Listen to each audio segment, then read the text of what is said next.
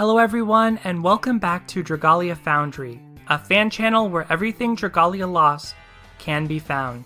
Now, with just 7 days until the game launches in the US, Japan, and other territories, I wanted to make a video to address those of you who may not be able to play the game at launch. I've seen several posts from users in Canada, Europe, and other parts of the world where the game hasn't been announced for the release date of September 27th, and no information is available about whether the game will come out in the future or not. Now, one thing I encourage all of you to do if you haven't already is to submit an inquiry through Dragalia Lost's official site. Be courteous and request that the game come out in your region. It's one of the most effective ways you can send your request to play the game to the developers. I actually issued a question through the inquiry and received a response the next day. I asked if the team could provide any more details about Dragalia Lost coming to regions like Canada and Europe, and about whether progress would transfer between regions. Now, we've heard in interviews so far that the game will share servers across the announced regions at this point. However, we don't know if, when new regions are announced, those will necessarily share the same servers or not. It could be that progress is reset, so that people who start the game later start at a somewhat level playing field.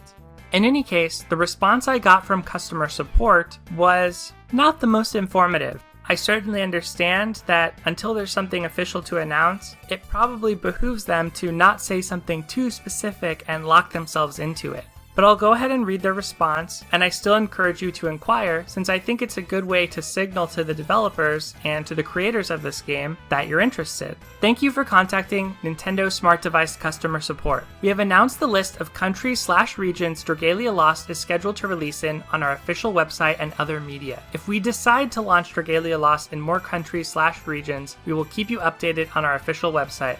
Regarding the questions you ask after starting the service, in the future, if we add countries/areas of distribution, we will make an announcement via the official site. If we have new information to share in the future, we will make announcements via Twitter or the official website. Thank you for your continued support of Dragalia Lost, Nintendo Smart Device Customer Support. So again, not a whole lot of information there, but it's to be expected that we'd get the information out officially before through a private email response. But I still appreciate that they sent a response at all, even if it's pre-formulated. And again, I think this is one of the easiest ways for you to let the team know you're excited about their game, and I'm hopeful too that many of you who are in other parts of the world can enjoy the game.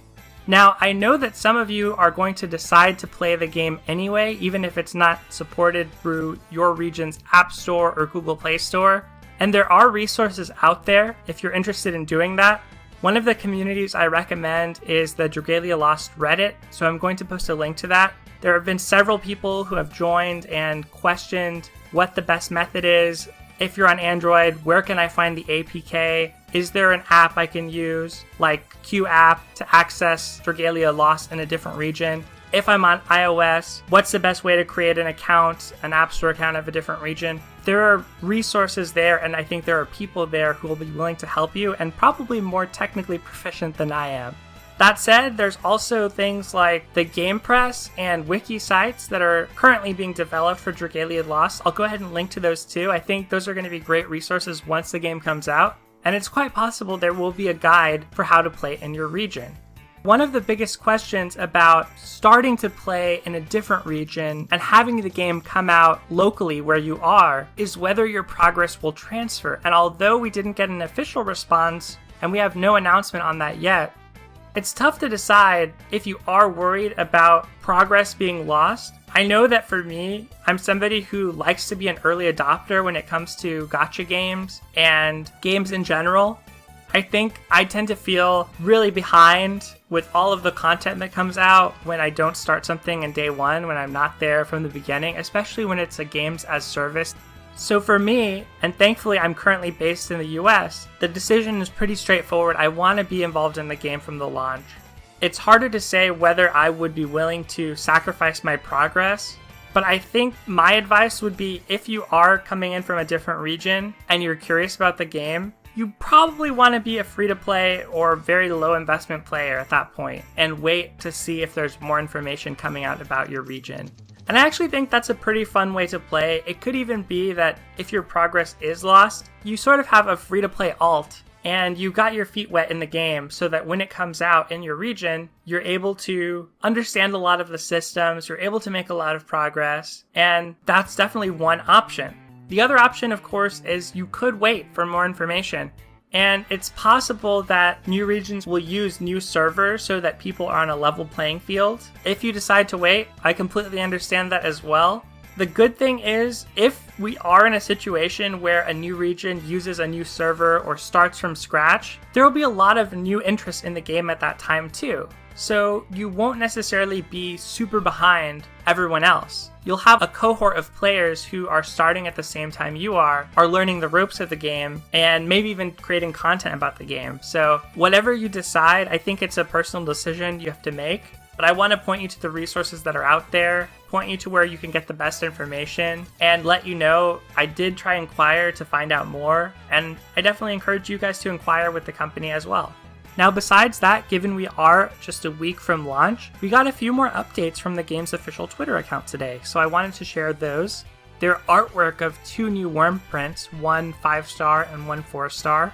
And I gotta say, these worm prints, as always, are looking really slick. I love that they're bringing in different illustrators so the tweets actually show the names of the illustrators. And I'm hoping we'll see more. I'm wondering how many we're gonna have at launch. These seem like something that's easier to create than characters, because not to downplay illustration, of course, but to create characters, you have to create their models, you have to create their still artwork. There's a lot more statistics that they probably have. So I would imagine, and they have side stories, I would imagine that worm prints are much easier to create, give us cool artwork, and so I'm hoping there are potentially over 100 of these at launch. But we'll have to wait and see. Anyways, that's my update for today. I'll definitely be back if we get any more information. Given it's exactly 1 week until the game launches, I do think we might get some more information later today, perhaps on Nintendo of America's Twitter account, and if we do, expect to hear from me. Otherwise, thanks for watching, and see you next time!